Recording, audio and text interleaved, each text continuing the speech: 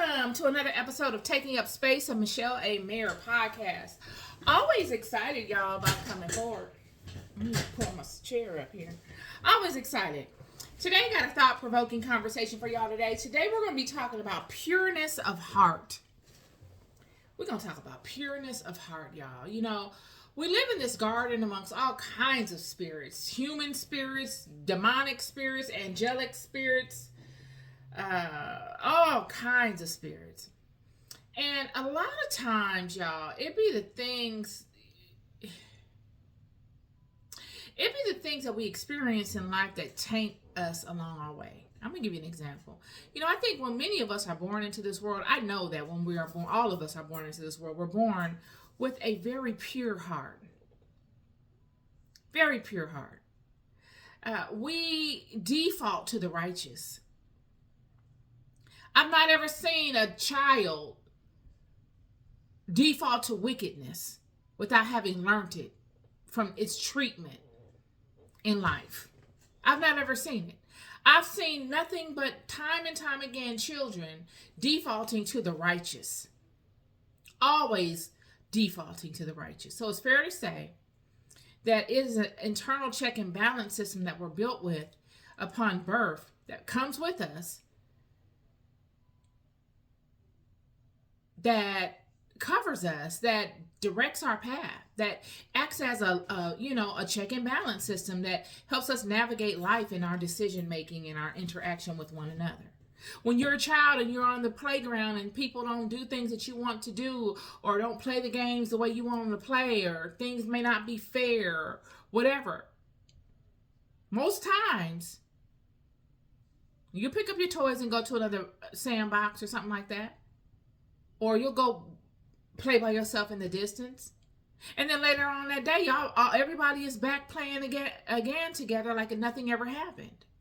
That's the righteousness. There's no grudge holding. There's no remembrance of anything, any kind of fault. Because what difference does it make? It's nothing. Children are so good at this. It is the things that we learn along the way that make us lose this. And, you know, what brought this up is, you know, I was looking at something and it reminded me of Jesus when he said, Blessed are the pure in heart, for they shall see God. I thought, wow, you know what? Blessed are the pure in heart, for they shall see God. He didn't say blessed are the Buddhists, blessed are the Muslims, blessed are the Christians, blessed are the, this, blessed are the that. He said, blessed are the pure in heart, for they shall see God. Blessed are those that are able to stay in that space that they were born in and not allow the people of this life nor the things of this life that come upon you to rob you of your storyline, the things that come and compromise your storyline that you created of your vision of your life. Now you're mad and resentful because that's the only plan you had, and because you were hoping that it will work the way that you had envisioned it, and now you're at a crossroads where it's not, and you're angry. You're angry at whoever came with that wind to blow your vision in that direction, or you're angry at yourself, or you're angry at your family, or you're angry at whoever, God, and you hold on to that anger. Because it's easier to hold on to that anger than to actually let it go and allow God to make the appropriate changes in your life and give you a new vision. Blessed are the pure in heart, for they shall see God. Blessed are those that don't allow such things to come and change the purity of who they really are inside. Blessed are those that do the work, that have been changed and know that they've allowed such to change them. I've been there myself. Blessed are those that recognize that they've been compromised and that actually go out and do the work to mend it. Those that actually do the work to rebuild the wall. And not just stand there amongst it and allow it to remain the same. Blessed are the pure in heart, for they shall see God. See, it's the purity of heart, friend, that gives you grace in this life. It is the purity of heart. It's not just that. It's the purity of heart actualized through your activity. Is it showing in your life? Is it? Is it? Are your thoughts pure thoughts? Are they thoughts of goodness, or are they thoughts of wickedness? Because, friend, I've had both. I'm telling you, we could sit here and judge one another, but until you have a heavy wind come up upon you and hit you and cause havoc in your life, and now the wind has settled, but all of the timbers and the windows are broken out, and the walls are, and all of your belongings are out on the lawn, and all your stuff is looking crazy because of that wind. And you're standing there like, what? I don't have the means to rebuild this, nor do I have the patience. And so all you can do is be mad. Until you've been in a situation like that and been able to default back to allowing all those feelings to siphon their way out, because that's what happens when you're in them situations. You don't just go through something like that and then the next week you act like, okay, well, thank you, God, for that. Okay, I'm ready for the next test. You don't do that. It wouldn't be a test. You go through that, you feel all that you need to feel, and you recognize what serves you and what doesn't. And it takes time to do that, to organically heal from that, for you to get to a place where you don't wish no harm on nobody that had nothing to do with it. The purity is what I'm talking about. Blessed are the pure in heart, for they shall see God. See, it's the pure in heart that don't allow you to stay in that type of space too long. It's too heavy. The purity of heart is the lightest, most delightful place you could ever rest in. There is no wrestle. There is no tug of war. There is none of that there. It is peace. It's stability. It's calm. It's quiet. Yet when you step out of that and then the chaos happens, it gets loud and it gets messy and it gets confusing. And you must stand in that for a while to really work your way through it, to distinguish the players and what their role is so you can legitimize your own healing. You got to legitimize your healing. You don't just say heal and then boom, heal like a dog. No, you got to come to terms with what has happened to you. You got to come to terms with where you are spiritually, because you've been taken off your circle. I don't care how spiritually solid you are. You fall off your circle, not out of alignment, but off your circle. And it will take you a moment to distinguish the players, and it will take you a moment to fall back into your circle, into your rhythm. Blessed are the pure at heart, for they shall see God. And what you will find is during those times when the chaos hits and all the players that you have been able to distinguish are all distinguished, you will face those characters and you will say, okay, I want to be mad with you. And I am mad with you. You will go through that stage where I am mad at you. Because look at the mess that this has caused. I'm very angry. But I'm not going to wallow in this with you. I need to understand who you are. I need to understand somewhat of what has happened. And most importantly, I need to be able to see where I stand in this, so that I can find my way up out of this.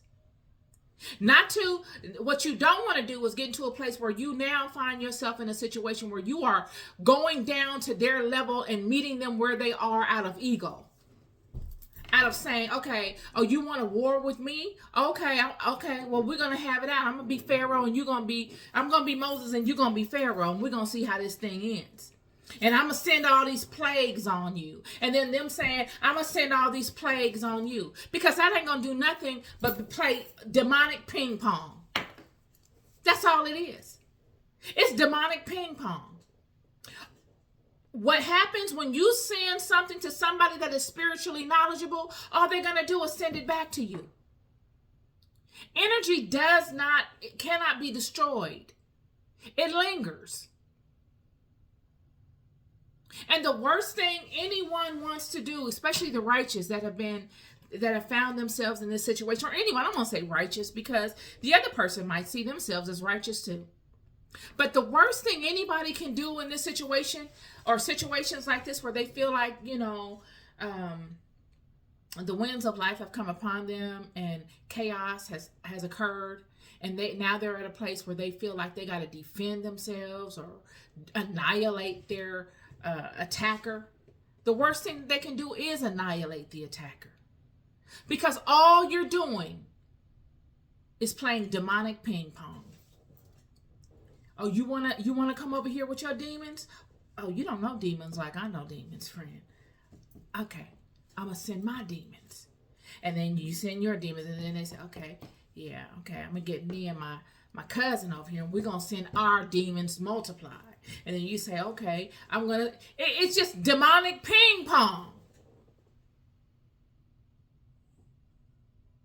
Instead of saying, you know what? You don't get to bring me down to your level. I'm not ever going down to your level, friend.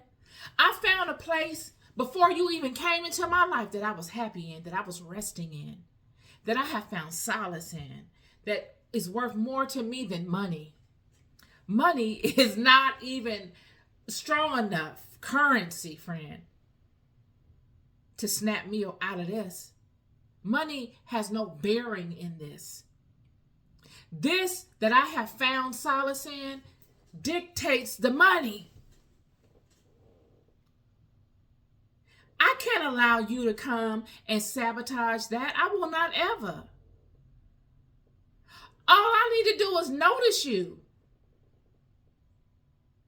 And you're going to sabotage yourself. All I need to do is notice you. Surely protect myself against you. Absolutely. But in order to get at me, you're going to have to rise up to my level. I will not go down to your level. Like the serpent when he came upon Eve, friend, in the garden. The serpent came upon Eve and the serpent said, when the serpent came upon,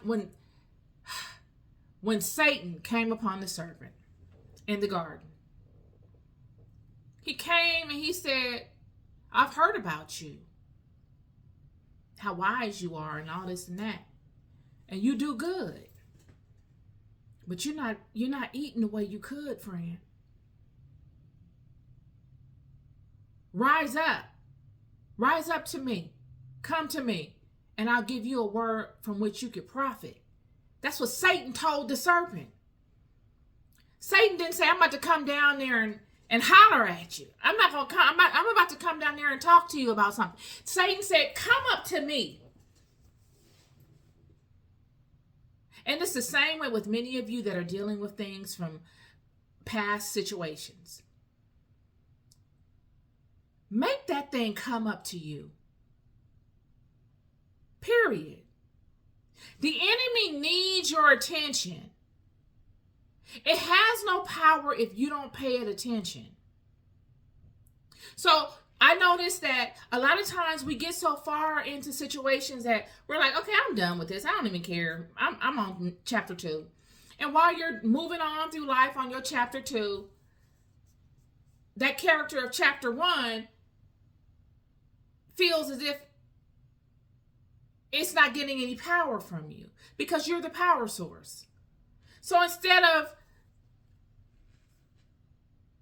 going about their life and trying to do something new, they need to reintroduce themselves in your life, in your mind, in some kind of a way.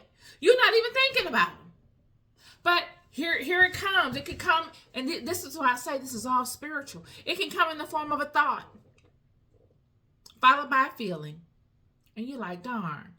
You like Esau when Laban's son came upon him talking about what Jacob had done. It reminded Esau of all the wrong that Jacob had done. And it kindled a fire of hatred in Esau that Esau wasn't even thinking about the day before. It was dormant.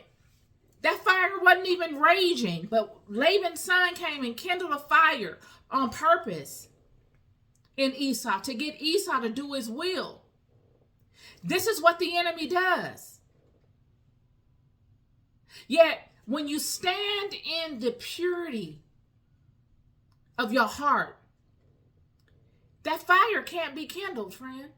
Because the purity of your heart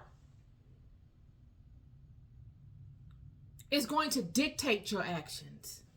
If you are aligned with it truly, it will dictate your actions. When you come upon a thought, whether it comes to you in the form of a dream, it could be somebody of your past that now you're starting to have dreams about. And you're like, why am I having dreams about this person? I don't ever think about this person. And I really don't wish this person any harm. I don't wish them any harm at all. I've forgiven this person completely. But why am I having dreams about this person?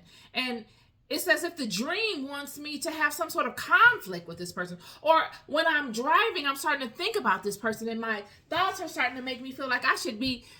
They're bringing up old thoughts of frustration. They're not thinking. I'm not thinking thoughts of new goodness. I'm thinking of old frustrated thoughts. Why is that?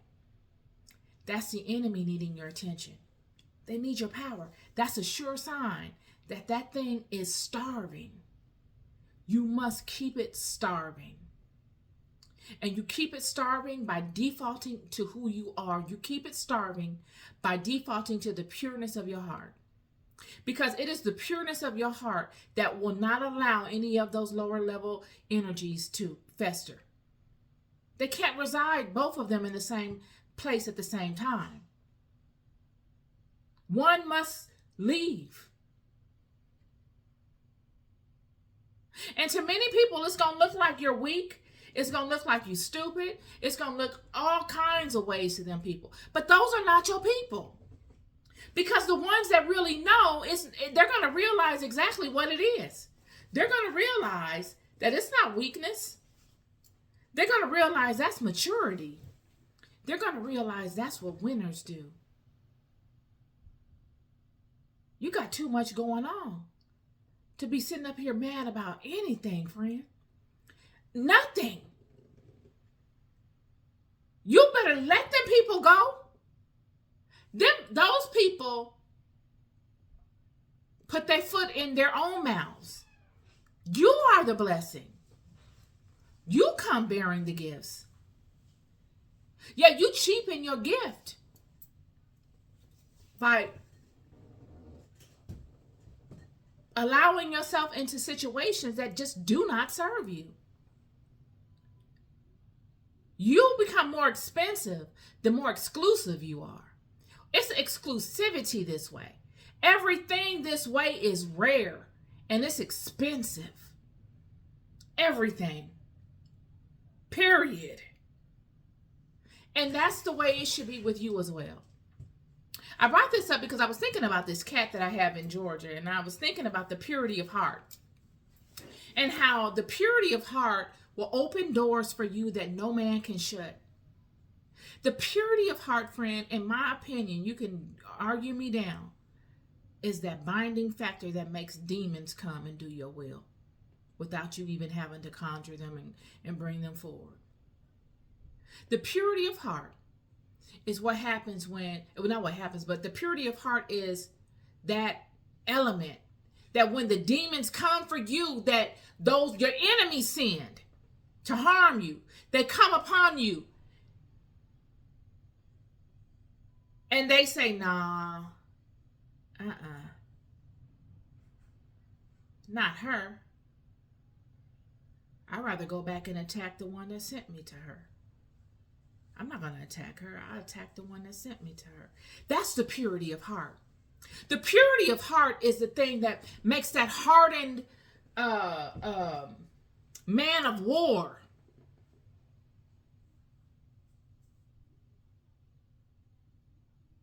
Like Denzel was in, what was that movie when he went to go avenge that little girl? He went to go Man on Fire. That's purity of heart. When you connect with someone and you see something in someone that you don't normally see, and that what you see is purity. You can't manipulate it. It makes people go above and beyond. Because it is of God, y'all. It is of God. Many of you got people on your job that are lobbying for you for whatever purpose. It's the purity of heart, friend. That's what captures it. It's purity. Many of you have people in your lives, maybe not even on a job, but just in life, that show you favor. Why? They can't name it either. It's something about them, something this, something that. It's the purity of heart. Many of you have gone to court and have been facing situations, and you got that person in that judge seat, and you came up out of that place with what you call a blessing. What spawned that blessing on? It was the purity of heart. And see, purity of heart, you can't manipulate it. It's a force. Surely it's spawned on by activity, and you can see it by way that you communicate to other people. It's noticed by communication and by presence. But all of it has to do with who you are. All of it has to do with who you are at your core and what you allow people to see of you. You don't whore it out. It's not something that you whore out so that you can be manipulative. You can't manipulate it. Yet it's something that you protect and you show at special times. It's fullness. Sure, it shows all the time of the one that has it, but its fullness is not always expressed.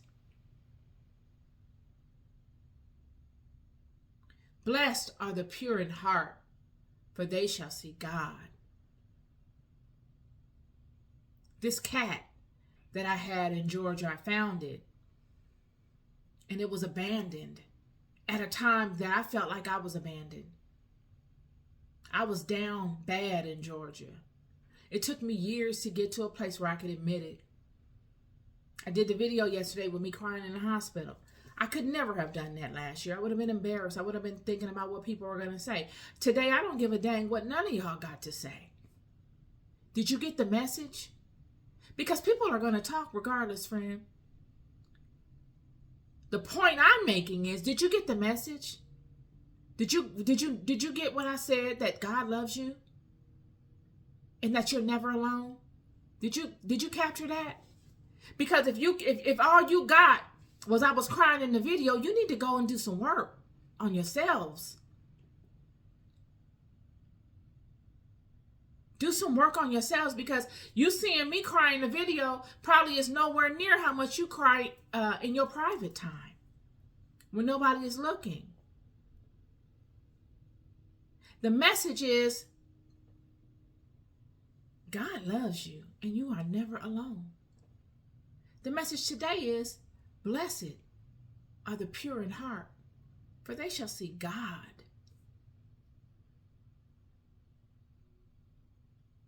That cat showed up at a time in my life where I felt abandoned. And when I saw that cat, I saw myself. It was cold outside. It was by itself. It looked like it was confused. It didn't know from day to day where it was going to find shelter. And I would become that cat's friend. I named that cat Friend. and I made him a little place on the patio. And I love that cat. I can remember when I first picked the cat up, it took me a long time, months, before it even let me pick it up. It had been through so much trauma. It was traumatized. But as every day I would go out there and sit on the patio with it. I'm talking about months. It took probably 8 months before that cat let me pick it up. And I would try every day, every other day. That's how traumatized it was from its abandonment. And I can remember the day that I picked it up. And I picked it up and it just looked at me. I looked at it on my lap. And I began to cry. It made me cry because it made me think, wow, this is the first time somebody has shown this cat love.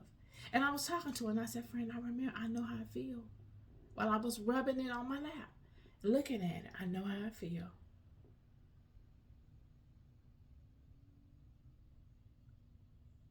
This is 2025.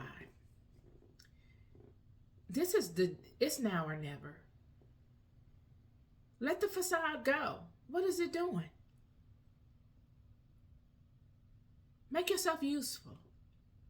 Let your light shine. Let the purity of your heart shine. And don't let people and their trauma and all of their stuff change you and yours. Because life is hard for all of us. Ain't nobody out here doing better than nobody. We all 1 or 2 degrees away from separation. Forgive people.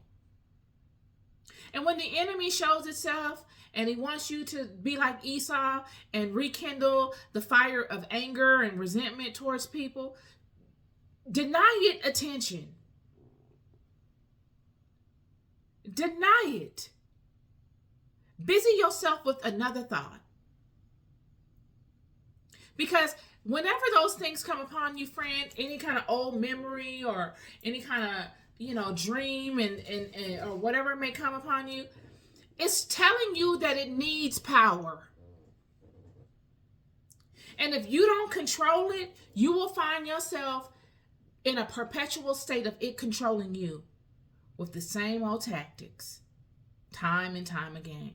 Take ownership. Period. Nobody is worth that much attention. If I can't love on you, if I can't be happy for you, I don't know you. You don't exist. I'm at peace with everybody. I don't wish anybody anything. And anyone that may think that I do, I'm here to tell you I don't. And if you heard that I do, they lying. They lying to you. I'm thankful. I am grateful. I am blessed. I've been so blessed with experience that I come upon here every day and I just want to pour it all out to you.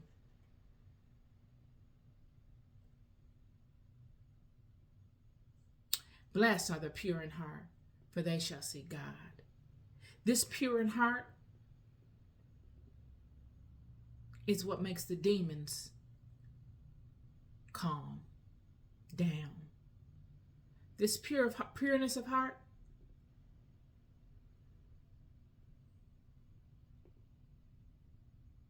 is even going to hold Satan in the balance. You watch and see. I'm here to tell you. This pureness of heart, you can't fight it. I'm telling you. Pureness of heart, you cannot fight it. It's ultra powerful. That childlike pureness of heart. Let that light shine, friend. That childlike pureness of heart softens the most hardened individual and will make them do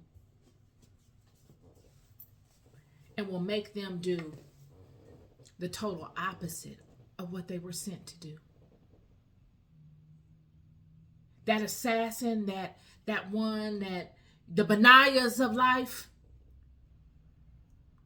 the King David's Benaiahs, his warriors, the pureness of heart will make them stop and go the other way. Let that be your weapon. But do not, I'm telling you, do not let nobody, anyone bamboozle you out of it and make you bow down to their level. They must always come up to your level, and your level is the pureness of heart. You're loved more than you'll ever know. I'll never stop telling you. Happy New Year. Be good to yourselves and be good to each other. Peace and love.